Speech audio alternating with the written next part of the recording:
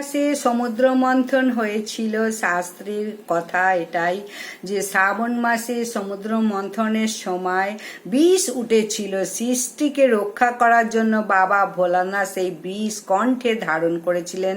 বাবার তাই আর এক নম্বর হলো নীলকণ্ঠ। বাবা বিষটা ভিতরে নিয়ে গেলেন না, কণ্ঠে রাখলেন। দেবদেবীরা মনে মনে করলেন শরীর গরম হতে পারে, বাবার কষ্ট হতে পারে, তাই দেবদেবীরা বাবাকে শ্রাবণ মাসে জল ঢেলেছিল। সেই রীতি অনুযায়ী এখনো ভক্তদের বিশ্বাস যে বাবা যাতে কষ্ট না পায় বিষ পান করে, তাই আমরা সবাই জল ঢালতে যাব। এই হচ্ছে আসল কারণ। বাবা যে বিষ পান করেছিল, শরীরের যে বিশেষ প্রভাব, দেবদেবীরা জল ঢেলেছিল কষ্ট লাঘবের জন্য, আমরা ঢেলেছি সেই বিশেষ প্রভাব মুক্ত করার জন্য।